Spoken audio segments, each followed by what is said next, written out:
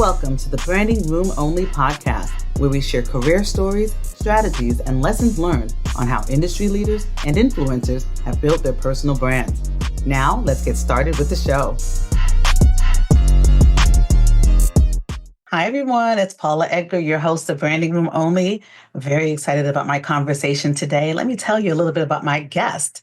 Lorraine K. Lee is a keynote speaker, founder of Rise Learning Solutions, and best-selling author of Unforgettable Presence, Get Seen, Gain Influence, and Catapult Your Career. She's also an instructor with LinkedIn Learning and Stanford. She is recognized as a LinkedIn top voice with hundreds of thousands of followers and has a decade of experience leading editorial teams at top tech firms. Her insights have appeared in outlets such as CNBC, Bloomberg, and Fast Company, and I am so excited for our conversation. Lorraine, welcome to the Branding Room. Thank you for having me, Paula. I'm so excited to be here with you today. Of course. So let's jump in. What does personal brand mean to you? How would you define it? I would define personal brand as essentially your reputation and what you want to be known for. And even further than personal brand, I think a lot of people, personal brand is the phrase that we hear most often. There are sometimes negative connotations with that word. So I actually started calling it your career brand. I think it still gets the point across. It's still the same goal, the same definition. But I think when you say career brand, sometimes people register, oh, okay, this does apply to me. It's something I still need to think about, be aware of, be intentional about, because it's to help me with my career or my professional endeavors, whatever that may be. I know sometimes people think if they hear personal brand, they're like, oh, I have to be marketing myself all the time, or I have to be really loud, or I have to have like a product, but that's not the case at all. I love that. And I love the differentiation. Like I tell everybody, I don't care what you call it, just do it. Yeah, just do it. Please just do it. So how would you describe yourself in 3 words or short phrases? I would say reliable, caring, and ambitious. Mm-hmm. My favorite A word for every person, but definitely for women. I love ambition as a word, probably because it's one of mine as well. So Nice. love that. Do you have a favorite quote or motto? There are so many quotes and mottos that I feel like have helped me with the direction I take or like the actions I take. One that has come up a lot over the years is over prepare, but don't over plan. And I really like this phrase as it pertains to our careers, especially because I'm someone, I don't know about you, Paula, but like I'm someone, when I started off my career, I was very much like linear path, like I'm gonna move up the ranks, the corporate ladder. I want to be eventually, like the CMO or it's like in the C-suite, like up there. And they're just, life happens. There are opportunities that come your way. There are things you are not expecting. And so to over prepare in the sense of make sure you have the right skills, make sure you are networking and building those relationships, make sure you are advocating for yourself at all points, but don't overplan because that will stop you from being open to some of those really exciting things that will come your way. And so that is something that I feel like I've really taken to heart throughout my career, and being open has led to a lot of things I wouldn't have expected for myself, including what I do now. That is sage advice because I don't think I know anybody who's like, this is what I'm going to do, and then did that. Not in the one line, at least. So I appreciate that context, and I think it will resonate for a lot of people. So when people are about to get full Lorraine K, what's playing in your head? What's that hype song? What's keeping you going? Or if you're having a bad day, what song needs to bring you back up? Oh gosh, I'm pretty basic with my music. I really like top 40 pop songs. I feel like if it's before like a keynote presentation or something like that, I'll listen to some EDM, like some like pump up music. Sometimes like Eye of the Tiger, I know like kind of cliche, but I mean it's an energizing song. So it is. That you're probably the 4th or 5th person who's picked it. So it is. It is a pub. Come on, it's all good. It is, yeah. So I think that song, yeah, but it's usually like a playlist, like a mix of different songs, different energies, depending on what I need at that time. Yeah. That makes sense. So tell me, where did you grow up and how do you believe that shaped you? I grew up in Los Angeles for all of my life, and then moved to Chicago for university. And I loved growing up in LA. Grew up from a very supportive household. My parents supported me, wanting to do journalism, not the most lucrative from perhaps stable industry. I didn't end up doing journalism, but just like having their support, having that nurture, really, really allowed me to thrive and sort of figure out my path. So yeah, it was a wonderful upbringing. I feel like a lot of diverse communities in LA as well, so sort of got exposure to that. And now I live in San Francisco, which I feel like, close enough to home and also gives me sort of that diversity and like meeting interesting people and being able to do interesting things in the city. Yeah, I love California. Having lived there before, I used to live in Orange County, and I would say Oh, was that's not very beautiful. diver- was not very diverse. Yeah, But I loved it, and I got to meet a lot yeah, of people who I wouldn't have met being sure. just solely on the East Coast. So I totally get that. So talk to me about your professional journey. So knew Mhm. where you grew up, knew where you went to school, but tell me what you did after that. Yeah, so I mentioned I studied journalism, so I went to Northwestern to study journalism for undergrad. Mhm. And it was while I was at Northwestern where I knew, okay, I know journalism, these skills I'm learning are really important, sort of like that over prepare but don't over plan. So preparing with the skill set, but knew pretty early on that I didn't want to do traditional journalism. And so I wanted to do something journalism adjacent. And the time that I entered the workforce, tech was becoming a big thing. You saw all these articles coming out about how lucrative Silicon Valley was and like all the opportunity that was there. And I decided to take a chance and to move here. And I initially wanted to move back to LA, but figured, okay, like this is close enough. Let me see what this is about. And so I started my career at a startup that was founded by one of the first 10 employees at Google. I was in a marketing and PR function, which was really great experience, very much a startup, like mostly engineers. I was the second marketing hire. And then moved over to SlideShare, which was a LinkedIn company at the time. And so I was a founding editor at SlideShare and then eventually became a founding editor as well at LinkedIn proper. And so my total time at LinkedIn spanned about 6 years. And it was at LinkedIn where I worked on some really exciting products. So some that you might recognize or some of your listeners might recognize. So that daily news module that you see in the right-hand corner on your LinkedIn feed, I actually moved to Hong Kong for a year. We helped launch that. And so from an editorial Wow. perspective, yeah, I was like writing the news during my day. And then everyone in the US would have fresh news when they woke up in the morning Mhm. and worked on LinkedIn newsletters, worked on the original LinkedIn influencer program, and a lot of other things. So it was a really wonderful experience. LinkedIn had always been my dream company, Mhm. but after 6 years of tech, you're like, okay, it's kind of time to try something new and take on a new challenge. So ended up at a company called Prezi, which is a presentation platform, and was the first editorial hire there, and so got to build the team from the ground up. And that's also where I started at LinkedIn, I thought about personal branding, about Prezi even more so, like becoming a public speaker, being more active on LinkedIn, not just on behalf of my company, but on behalf of myself. That was Yeah. really transformative, I feel like, for my growth and my confidence. And all the little things that kind of started from there led me to where I am now, which is keynote speaking, teaching, as you mentioned in my intro, and then also the author of an upcoming book. Speaking of branding, comma, comma, comma. Yes, I love it. I love that. And who knew that you have been the wind beneath my wings for everything that I didn't know because I've used all of LinkedIn features and I love Pressy. Amazing, amazing. Thank you for your service. Yeah. No, my listeners will tell you that I am the unpaid brand spokesperson for LinkedIn at all times. I'm like, you need to be on it. It has to happen. You and But me. Yeah, yes, it's no, it's amazing. powerful. Yeah. So let's talk about your newest role as author. So your Yes. book, Unforgettable Presence, is about standing out and gaining influence. So, I love this. What inspired you to write it? And why do you think it is important to be intentional about your professional presence, especially today? Of course.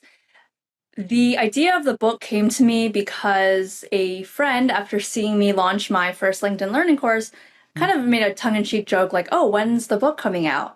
And that really planted the idea in my head like, "Oh, I hadn't thought about that, but maybe." It was still pretty early when I started my business, or maybe I hadn't even started it yet. Maybe it Mhm. was a few months before, but yeah, I think like having friends, mentors, people like that who can almost introduce ideas to you that you didn't even think about for yourself is very powerful. So that sort of Mhm. planted the seed, and then a bit strange turn of events. Like within the span of a few months, a bunch of publishers reached out to me, and I had initially, when I first started my business, decided to try to write a book outline. I was like, okay, I'm just starting my business, like things are slow. I'm going to just like take the time to write a book. And I realized very quickly how hard it is.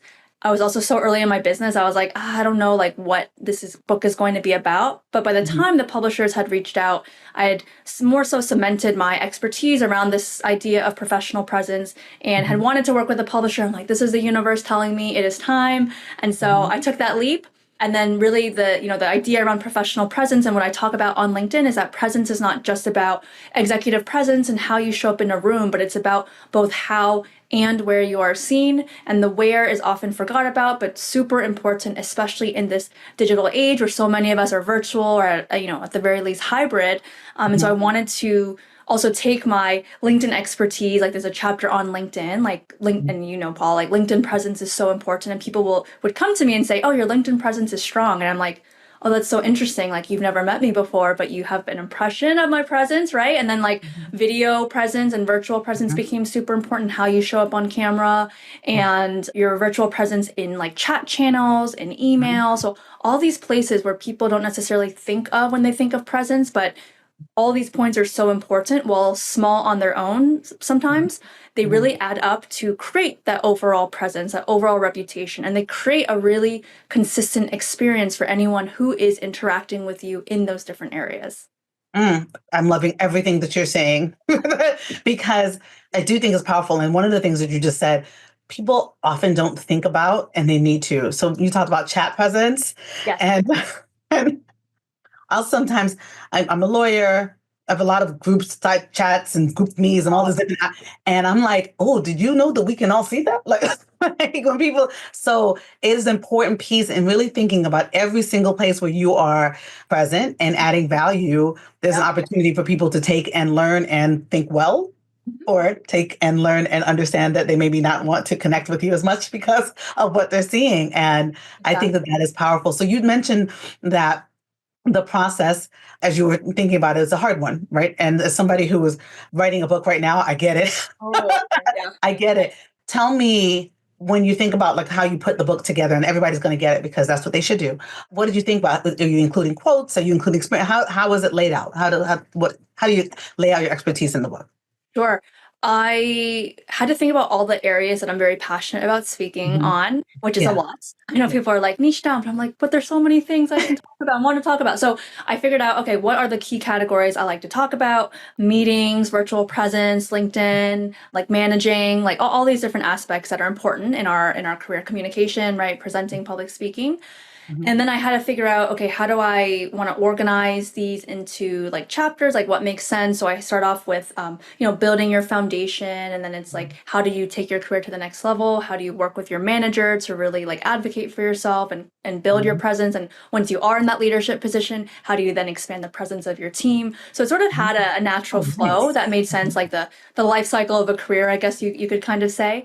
And yeah, so that's how I thought about it. And then I also knew that it was really important to me to not just have my own stories and my own expertise, but also interview a bunch of other experts in this space. So I was so honored, and like it was so fun to interview nearly 3 dozen experts. So these are Wow. C-suite at Fortune 500 companies, best-selling authors, some content creators, a comedian, a poet. So a lot of diversity in terms of types of people whose jobs require presence, and but Mhm. equally like they all have something valuable to share as it pertains to our corporate environments. And so was able to also incorporate more than 140 of their insights. So I knew that's something I wanted to do, and I'm really excited I was able to do that. Oh, that's fantastic. That's, I mean, I always say that as an expert, it's great to be able to tell folks like here's the best practice, but bringing in other people's stories and amplifying and those things are it makes it the learning a little bit more solid, I think, for folks because they can hear themselves in somebody else, etc. So, oh, Yeah. that's awesome. That's awesome. Exactly. So, when you are thinking about presence, Mhm. I often think, people often tell me, I feel like I'm not seen, right? That I, at work, I'm invisible or maybe not as seen. And oftentimes those places are at intersections of different places of our identity as well, right? And so when you think about folks who may be struggling and feeling invisible at work, what are some of the mistakes that you have seen in terms of that and not showing up to be present? And Mhm. what's some advice that you might want to give folks to be more present? Something I'm really proud of in this book is that I do include advice and stories for underrepresented groups. Like I am an Asian American woman and an introvert, so I talk about all of those experiences, at different points in the book. I Yeah. think, growing up the way I did, again, like had a super supportive, loving parents, but the culture is very much like a heads down culture, humility. I still remember when I joined LinkedIn, I was like so scared. Like I don't know why I was so scared, but like I was scared. Like just I was young, like the youngest person I think on the team. Everyone seemed so experienced. I just felt like just so deferential and just like, oh my gosh, like how did I get here? And I Right. think something I've really learned over the years and something that I talk about in the book that's really important is to change your mindset to become the CEO of your own career. And so you need to think of yourself as a business and like you can have the most supportive manager in the world. And I've had some amazing, actually, like all my managers have pretty much been amazing. But everyone is also really busy and they have their own goals and their own challenges that they're dealing with. So for you to really take ownership and not think, okay, it's going to happen because I've been here for I'm not going to get promoted because I've been here for 5 years, or, my manager is going to definitely vouch for me because I mentioned once that I want to get promoted or I want that raise. But to really take ownership and think, okay, my career is as much, not 100%, but like I can control a good amount Mhm. of what the outcomes are Right. and make sure that I'm persistent and make sure that people know me and see me and really to share my work. I talk a lot about that analogy, Paula, you may have heard of it. If a tree falls in the forest, but no one's there to hear it, did it happen? And similar to our hard work, if we're Mhm. working really hard, but no one sees it and no one knows about it, like, well, what's it all for? So the combination of really being proactive and intentional, taking your career into your own hands, thinking of yourself as the CEO of your own career, and then also making sure that you are visible and advocating for yourself, showing your work, sharing learnings and wins. I think those two are like very powerful criteria to ensure that that happens. So I love that you mentioned this because, I talk a lot about self-promotion and how it's important to do it strategically and thoughtfully.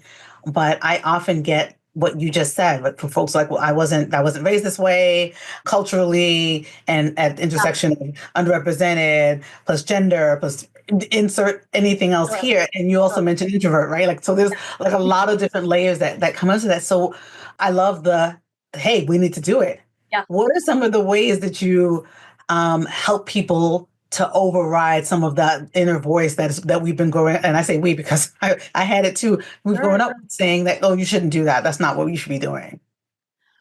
I think having a mentor or sponsor is a very powerful way to get that career support and to just have someone to bounce ideas off of who can tell you, oh, this is the way it's done, or this is like the person you need to talk to, or this is the way that you do it.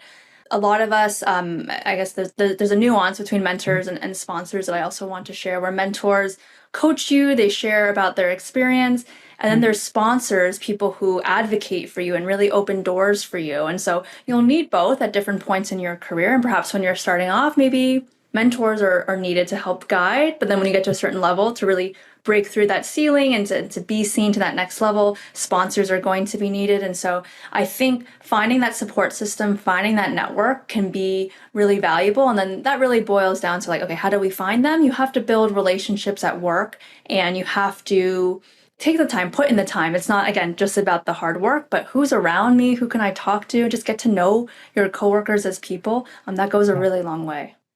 Yeah, I love that you brought up mentors and sponsors as support structures in figuring out ways in which to find your voice, right? And to amplify it. And but the one thing I love even more about that is that it's not just the how, but it's the strategy Mhm. around it, right? Like a sponsor is going to tell you because I often say, mentors will talk to you, sponsors will talk about you.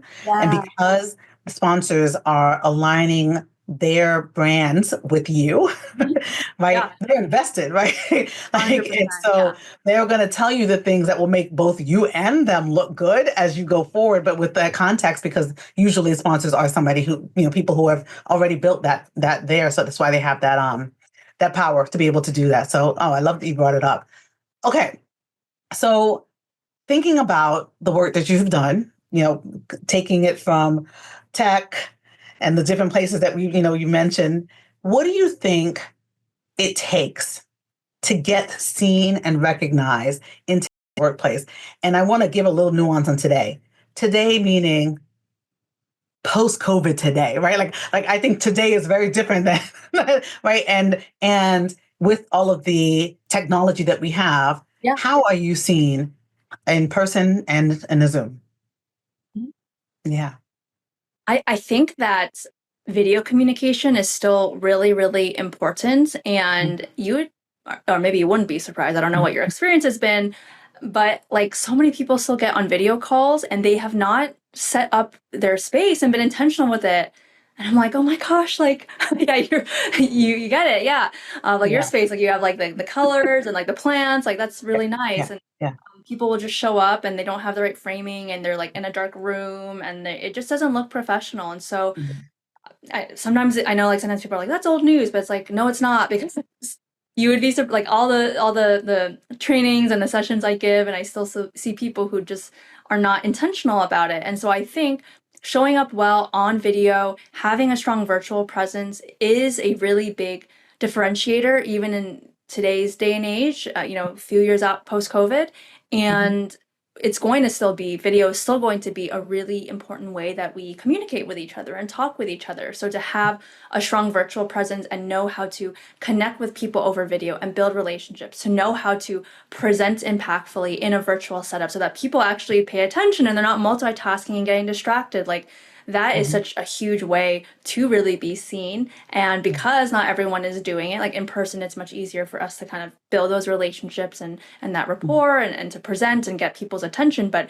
if you can do it virtually where so much communication and interactions are happening, I think that's Mhm. like a surefire way to stand out. I agree with you. I think number one, you hit one of my biggest pet peeves, which is when people are not thinking about how they're received virtually. I'm a lawyer. I work with a lot of lawyers, and some of the things that people complain about at the leadership in a lot of law firms is, oh, they don't put their cameras on, or they look like they've just been kidnapped because it's Yeah. dark and they're in shadow and the lights coming from different ways and their pets and everything, and the bed is not made right. The people are really Sure. not thinking about the experience and how it's received. And in person, I do think it's easier, right? When somebody shows up and they're like, okay, I've gotten dressed up, I've made the effort to Sure. come into the office now, et cetera, or whatever it is, Yeah. but we feel a little bit more lax, right? Yeah. Because usually we're home or someplace we're more comfortable, right? Comfortable. But I think that what you said is so key. It's just as much of a strategy Yeah. virtually that as it is when you're in person. But let's talk about in person though. Sure. So yeah, I'm just going to show up. Now what? Right. I'm there. I made an office grudgingly. I don't want to come to the office. How do I make, that's the other piece that, is why I want to double down on the post-COVID thing, because Yeah.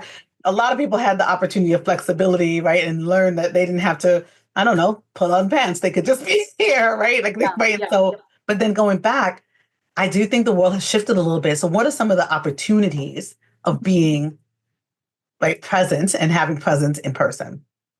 I think when you are in person, the typical things that you would have thought about before are important, but I would maybe think about a few things with a little bit more intentionality. So, your clothing and literally like what you're wearing. Your office might be really casual, but if you are only in the office like once a quarter, once a month, you want to show up as your best self and maybe you put away the workout leggings that you might normally have worn and show up, again, with something that feels authentic to you and that fits within your office culture. But I think showing up and dressing up a little bit nicer is never a bad thing, right? Better to be overdressed than underdressed. So I think Absolutely. showing up well in a comfortable but sharp outfit, I think is always a great thing.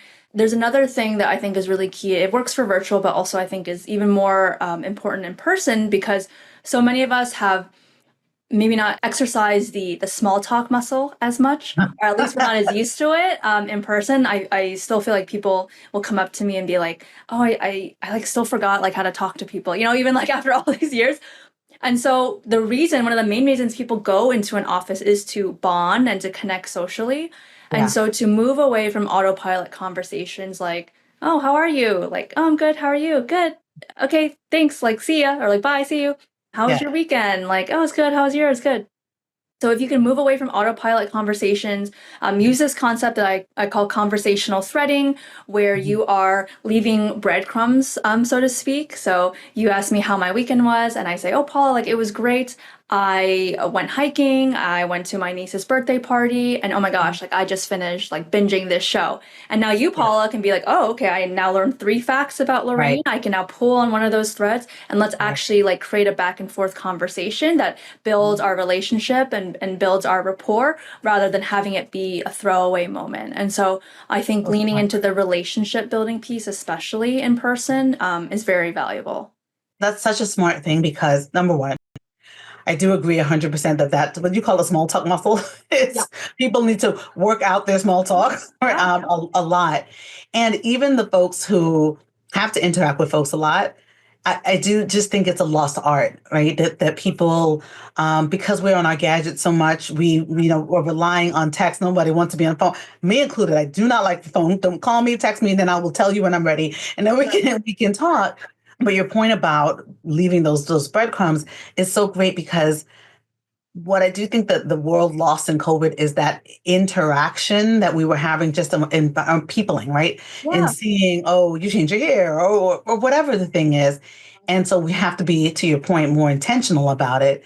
Mhm. And I do think it brings you closer to them. So that's that sort of presence piece where they're like, Yeah. now I have something to follow up on, Yes. right? Yep. Oh, I watched the show. Let me tell you about this, the show that's like the one that you talked about. That is Yeah. such great advice that people, I mean, I have a daughter, she's a sophomore in college, Okay, and they do exciting. not want to talk to anyone. They refuse to be on the phone with Yeah, yeah, anybody. And so learning some of these pieces on how to interact, because again, until we're taken over by the robots, we're still people. Like we yeah. still want to be seen. And I think that is fantastic. So let me double click on another part of this question. Like we talked about the virtual, we talked about in person, but in terms of thinking about the virtual aspect or the hybrid aspect of this and me being noticed for opportunities, right? One of the things you're losing is you're not going to bump into insert person's name in the coffee place and be like, oh, I noticed that I tripped on this assignment that I want. Can I have this assignment? Yeah. How can you utilize opportunities to have more presence with folks virtually because it doesn't necessarily happen, just happenstance. You got to log on. What are some of those thoughts? If you're a leader, I think you need to be really careful about proximity bias, which I think is Mhm. what you're touching on, Yeah. where Yeah. yeah, where like the people in person, you're like, oh, I have a project, and the people Mhm. in person are going to be able to be the fastest and they're going to be top of mind because you see them there. So if Mhm. you're a leader, to be intentional about, okay, if you have an opportunity, don't throw it out to whoever's in the room, but instead, okay, we have a team meeting. I will be taking email responses by this date. And so to make sure that it's equitable and to be thoughtful about that, because Yeah. yeah, remote attendees, it is harder, right? Sometimes. Mhm. And so as a leader, that's what I would say from that perspective. If you are the worker and you're remote and you're having trouble kind of breaking through and getting through that there, a few things come to mind. The first is finding an in-person buddy, someone who is a friend who can kind of keep an eye out for you. And like if you're trying to say something on a call and like you're having trouble, like they can say, oh, like, oh, Paula has something to share, like she, whatever, slacked me. And so give the floor to you. So that's something that you can do, I Right. think. That's very helpful. And Mhm. then like Slack, I know like sometimes people think virtual is the less ideal option, but even Mhm. something like I feel like for introverts, like a platform like Slack or Teams, Mhm. Mhm. you are able to share more than you might normally when you're in person because you just need to in a virtual space, you need to repeat things multiple times for people to catch it. And so for example, in my at my old company, there was a marketing team channel, and then there was or I guess rather a functional marketing team channel, and then a wider one where like the CEO and other C-suite leaders were.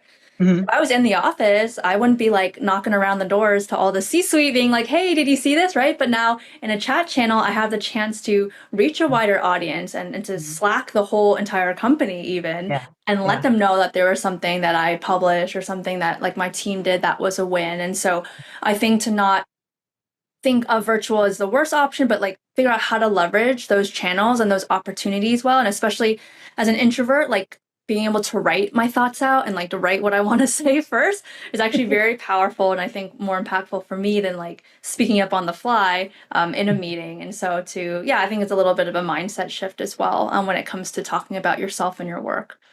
Absolutely. Because as soon as you just said a Slack channel with a CEO, I was like, oh, like, because the same way that it is an opportunity, it's also a responsibility, right? Yeah. And how you show up. and thinking about that, there are so many little nuanced places where people will opine about you without you even knowing. Right. And so using those opportunities in good ways. Yeah. So that, right. But I love thinking about the strategy piece of it because oftentimes we don't think about the strategy, right? It's just like we're just kind of going forward and hoping Going for the about our best. day. Yeah. Right. Yeah. But being strategic around it, even, showing up places early. One of the things that I like to tell people to do is be right on time because most times people are going to be late. Like, right when it comes to a virtual meeting and Yeah. be like, hey, Jim, like, what's going on? And just see the Super Bowl or whatever the thing you're going to ask about. It gives you a little bit of time. And also, don't be the first person to log off.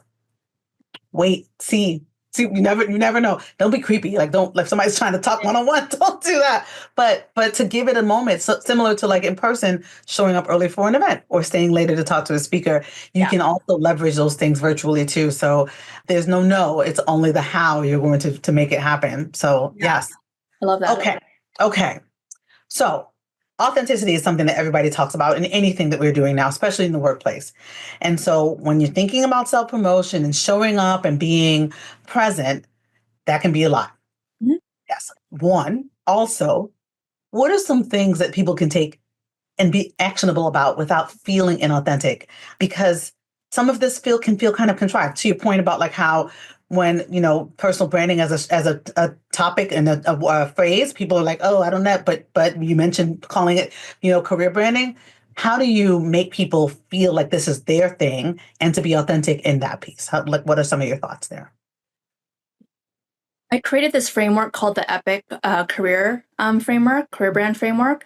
And I think that's a really wonderful place to start because to your point, like, yeah, it's going to feel inauthentic if you're trying to come up with some, like, I don't know, just huge vision or mission statement for yourself that's like coming out of the blue.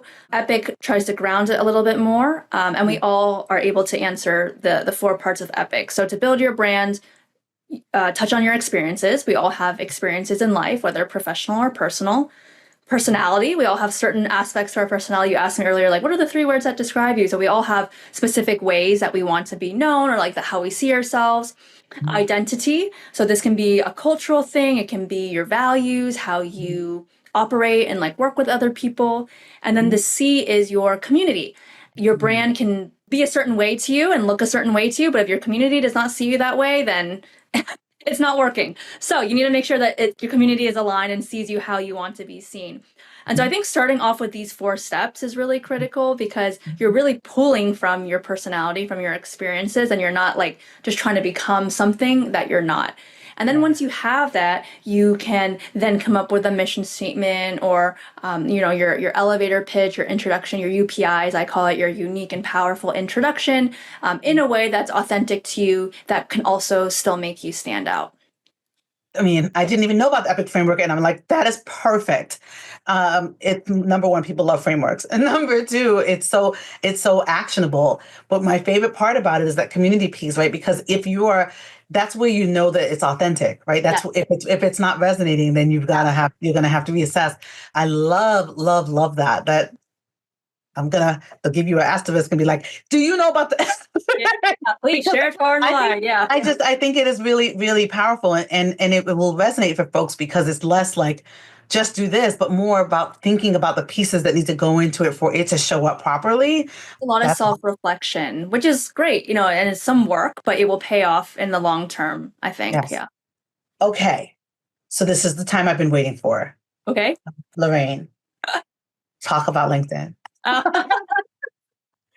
Uh, should we So have another hour? No, I know, like, it's my favorite platform, I always say it's the best marketing branding tool that we have at our fingertips, yes. right? And also, I know a lot of people are still intimidated by it. So, if folks who are listening already know that I'm a LinkedIn lover, right? But you have a different perspective because you are inside. Yeah. So talk about why you think the platform is so powerful, and what are some of the things that people can do to elevate their presence on LinkedIn? Mhm.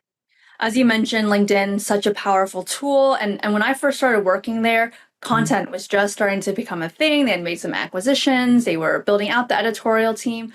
It is so rewarding and just exciting to see like what has transpired over the gosh, I left in end of 2019. So like, I mean, just many, many years, right? Since I've been there. And so I think it's so powerful in building your presence. Like, if you are a CEO and you're super impressive in person and someone wants to connect with you and they go to your LinkedIn and there's no profile photo and you barely have your experience filled out, like people are going to make an impression of you and then they're going to be like, these two things are not aligned. Like, is this person actually like that impressive? Like, why is this not matching? And so I call LinkedIn, what do I say? I say it's your ultimate virtual office, your virtual water cooler, and Mhm. your virtual landing page, right? So Mhm. all these three things, it's so powerful. You want to make sure that you are in the virtual office, right? That you are being seen.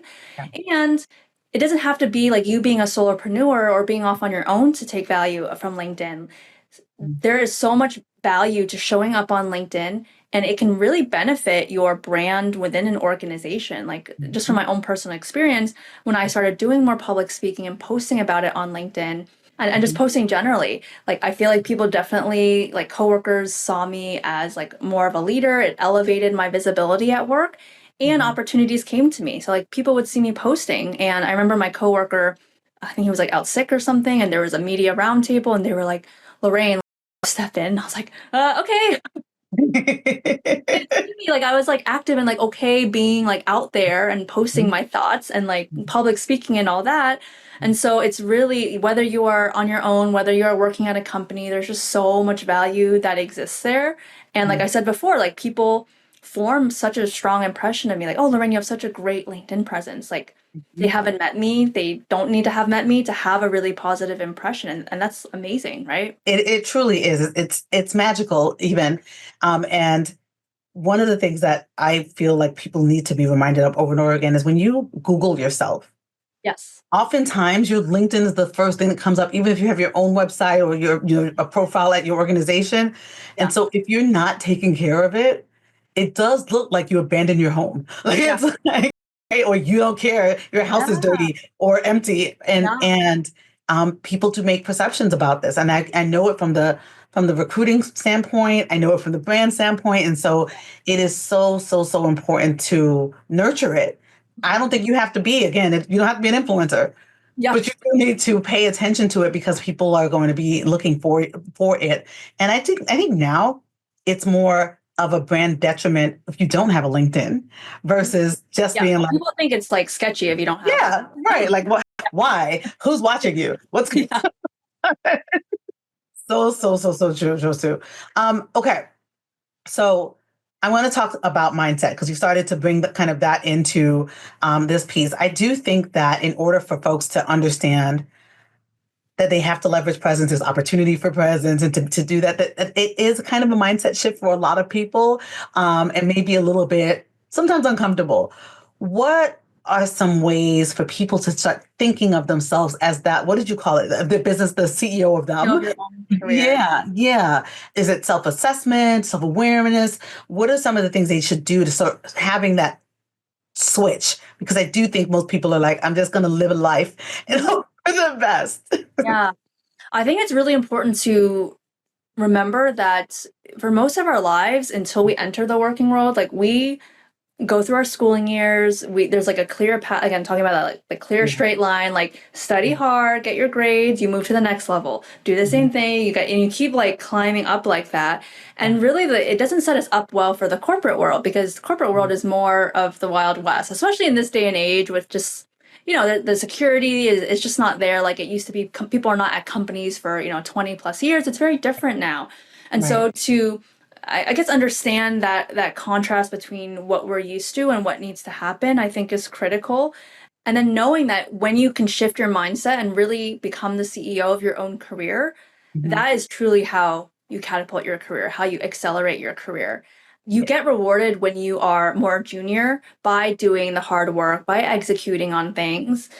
But over time, if you want to advance, your mindset needs to actually keep switching sort of along the way. So first, I mean, always be the Yeah. CEO of your own career. work hard, etc. And then eventually, like my book is really targeting that mid-level who, Mhm. again, work really hard, do great work, get great results. But now there's like a new sort of barrier and expectation for what's needed to be seen as a senior leader. And so that's another mindset shift in terms of, okay, what I got rewarded for previously is not going to get me to that next level. So then that's also mindset in terms of understanding, okay, I need to be performing at the next level. I need to be more strategic versus doer. And Mhm. I think even just understanding that nuance can go a long way because no one really tells you unless maybe your manager is helping you or you're asking people, but it's Yeah. not like something that's so obviously shared. And Mhm. again, no clear, straight, and easy path to get there. I love the reflection of that for our whole lives, our hands have been held, right? Yeah. Until, and especially, again, I have a 20-year-old, especially like, it's like, now go fly. Yeah. And without understanding how things work and how to be visible and how to take that temperature and move to the next thing and decide strategically. So everything you just said, I think makes a whole lot of sense. And I'm really reflecting on intention. So every year I do in January a free for anybody on the internet Mhm. intention and goal setting because I realized a long time ago that there's some powerfulness to saying, this is what I want to do in this area, in that area. And so I lead folks through that process to help them to think about it. It's not just career based, it's just in general, like what do I Yeah. want to do? Family, my house, etc. Great. And it is magical where people are like, remember 2 years ago when I said I was going to have a baby? Here it is, or right, or whatever the thing Yeah. is. But to set the intention and not just, I say this quote from my mother all the time. My mother used to say, "You can be the wind or you can be the leaf."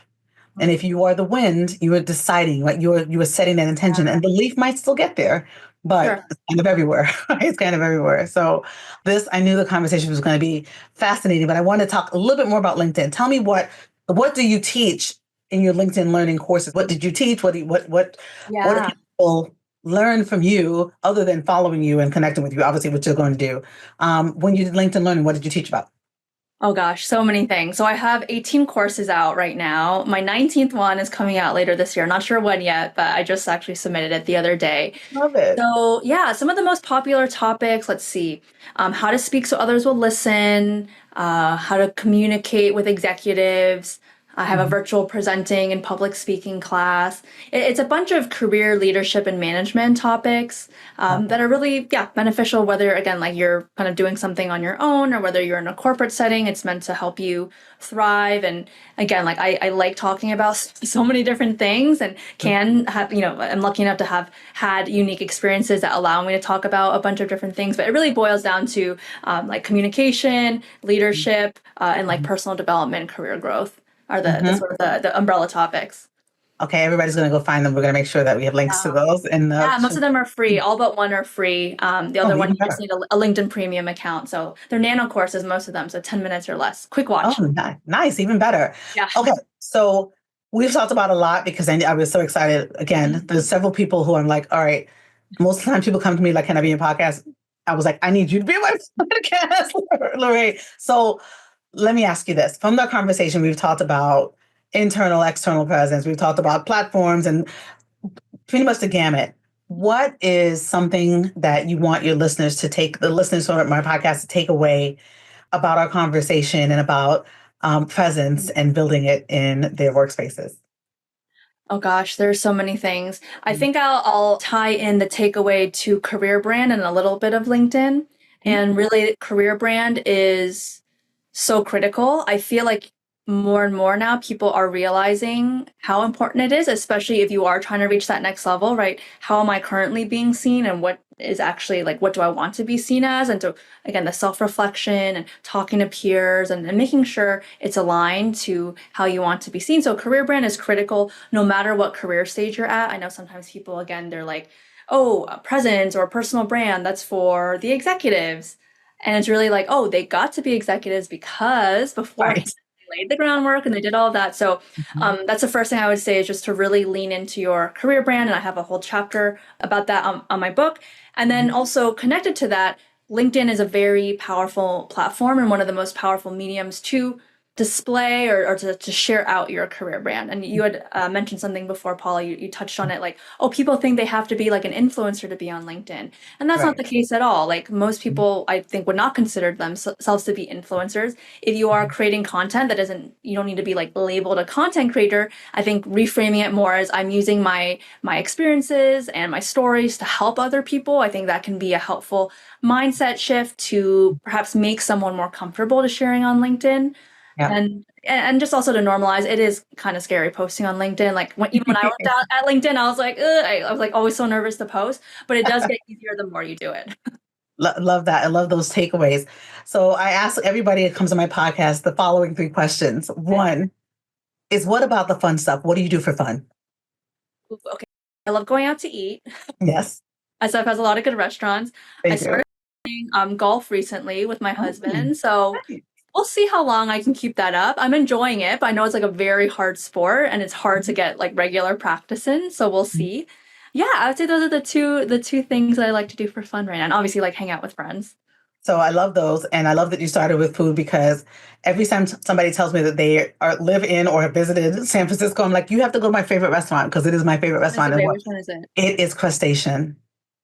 I don't think where is that? So I'm going to tell Okay. you right now Okay. because this is an important piece on Polk, West Polk. I don't know. So I'm not good with areas. Just know Cool. you Okay. should go, Yeah. if you like seafood, I do. Yeah. you need to go to crustacean.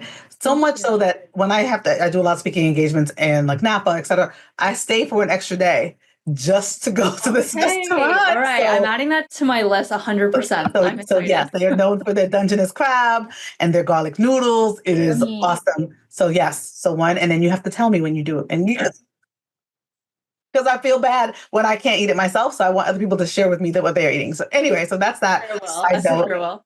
For crustacean, I am like an influencer for them. I'm like, you know what? You should go eat at crustacean. Yeah, Anyway, you're like the brand evangelist. exactly. So the second thing I ask everybody is this: what is an authentic aspect about your personal brand that you will never compromise on? It's really important to me to follow through and be a reliable business partner. Mm, And I always assume people were like this, and I'm sure you've experienced it, Paula, as like, running your own business. Like, oh my gosh, how many people don't respond or like don't follow up on things when they say they're gonna follow, and it's crazy to me. So yeah, I would call that a superpower and also something that is very important to me that people like when people mention my name again in like rooms I'm not in. Oh, Lorraine's really great to work with. Like she really cares and she's going to do what she says she's going to do. yeah, I think that that's an important. It's probably the first time I've heard it articulated in that way for this question, and I'm glad that you put it that way because being who you say you are and Yeah. aligning that with your values is it is that is brand, right? That is it's the expectation of you that I want to be able to lead with, right? So love that. Okay, so my final question: branding room only is the play on the term standing room only because I'm clever. So, so my question to you is this: what is your magic that people would be in a room with just standing room only available to experience about you? Oh my gosh, like a topic? Whatever, however you want to answer the question. I feel like people like hearing my story about how I got into public speaking and where I started off just being so nervous, so scared, not really having aspirations to do what I'm doing now at all, actually. Like, I still remember like the first podcast I was on, I was just like, give me the questions, like write all my notes. Like I was so like nervous and freaking out.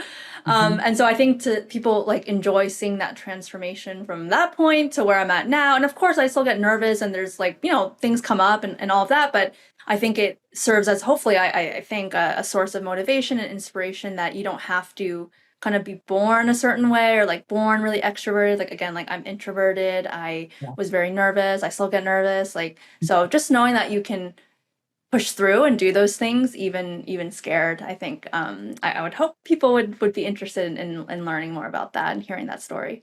I love that, and I'm really glad. So I asked this. I get such fascinating answers Yeah. from these questions, and I love you sharing that because I do think there is a misconception, perception that Yeah. in order to do, to keynote and to Mhm. present, you have to be an extrovert.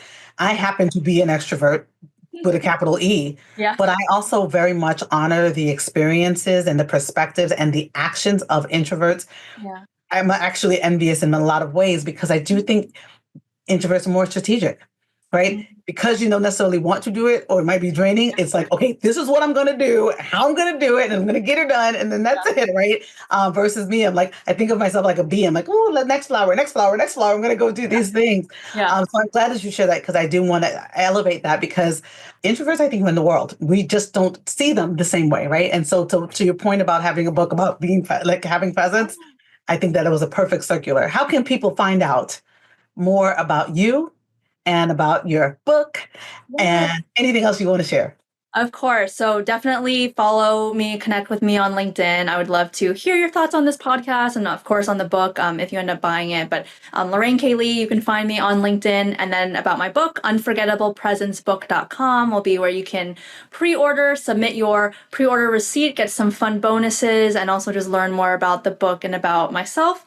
And then lastly, I have a free newsletter called Career Bites. Those are bite-sized tips to supercharge your career in 3 minutes or less. So that's lorraineklee.com/subscribe. And yeah, and then my LinkedIn learning courses as well, you can find on LinkedIn, but lots of resources out there. But hopefully everyone's, gonna buy the book, and I'm super excited to share the stories, the expertise with the world, and hopefully help everyone create their own unforgettable presence. Oh, I love that. And yes, we will all buy the book and we will all tell our friends to buy the book. Everybody tell your friends about this conversation. You Yeah. know that I get excited when people are talking my talk, and this felt like being in the church choir and singing with somebody who's on the same key. So, Lorraine, I appreciate you coming in. You're welcome to come back to the branding room anytime you'd like to talk about whatever you would love. And I can't wait to see just how much this book changes the world. Bye, Thank y'all. you. Bye.